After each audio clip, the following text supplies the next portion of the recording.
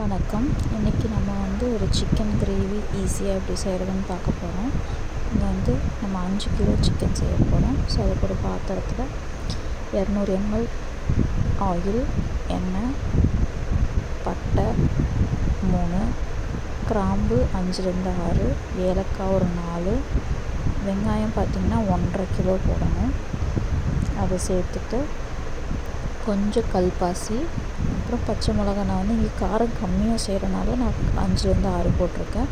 நீங்கள் ஒரு 10 போட்டுக்கலாம். இது எல்லாத்தையும் சேர்த்திட்டு நல்லா வதக்கணும்.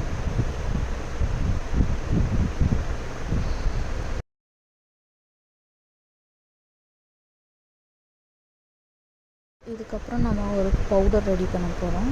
இதுக்கு மிளகு 30 கிராம், சோம்பு மற்றும் சீரகம் இது ரெண்டும் ஈக்குவலாக 15 கிராம் எடுத்துக்கலாம்.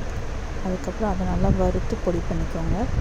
அப்புறம் இஞ்சி பூண்டு பேஸ்ட், அப்புறம் மிளகாய்த்தூள், மஞ்சத்தூள், நான் அளவுகள் ஸ்க்ரீனில் போட்டிருக்கேன், தனியாத்தூள், கரம் மசாலா இதெல்லாம் போட்டு நல்லா வதக்கினதுக்கப்புறம் தக்காளி ஆட் பண்ணிக்கலாம். அதில் 3/4 கிலோ தக்காளி ஆட் பண்ணியிருக்கேன். எனக்கு கொஞ்சம் ட்ரையாக வேணுன்றனால நான் கம்மியாக ஆட் பண்ணியிருக்கேன். உங்களுக்கு கிரேவி எவ்வளோ வேணுமோ அதுக்கேற்ற மாதிரி நீங்கள் தக்காளி ஆட் பண்ணிக்கலாம். இதெல்லாம் போட்டுட்டு நல்லா வதக்கி விட்டுடலாம். கொஞ்சமாக உப்பு சேர்த்துருக்கேன், தக்காளியும் வெங்காயம் நல்லா வதங்குறதுக்காக.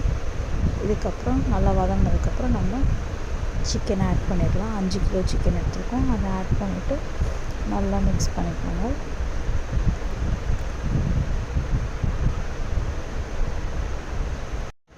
அந்த சிக்கன்லேருந்து தானாகவே தண்ணி வரும். ஸோ அது வரைக்கும் நல்லா மிக்ஸ் பண்ணிவிட்டு ஒரு மூடி போட்டு மூடி வச்சுருங்க. தண்ணி நல்லா வந்ததுக்கப்புறமா திறந்து நீங்கள் உப்பு மற்றும் காரம் எல்லாம் சரி பார்த்துட்டு அதை திருப்பி வேக விட்டுருங்க. ஒரு 15 நிமிஷம் கொஞ்சம் லோ ஃப்ளேமில் வச்சு வேக விட்டுருங்க. நல்லா வெந்ததுக்கப்புறமா நம்ம திறந்து அதில் நம்ம கொஞ்சம் ஹை ஃப்ளேமில் வச்சு நம்ம கொஞ்சம் ட்ரை பண்ணிக்கலாம். கிரேவி எந்த அளவுக்கு வேணுமோ அந்த அளவுக்கு வச்சுட்டு நம்ம ட்ரை பண்ணிவிட்டு அது கூட கொஞ்சம் கருவேப்பிலை போட்டு, இப்போ இந்தளவுக்கு தண்ணி வந்திருக்கு எனக்கு. ஸோ அதனால் நான் இதில் எந்த தண்ணியுமே ஆட் பண்ணலை. அதே பார்த்திங்கன்னா இவ்வளோ வந்திருக்கு. இதுக்கப்புறம் அது கொஞ்சம் ட்ரை ஆனதுக்கப்புறம் அந்த அரைச்ச தூளை போட்டுட்டு கொத்தமல்லி போட்டால் சிக்கன் ஃப்ரை ரெடி.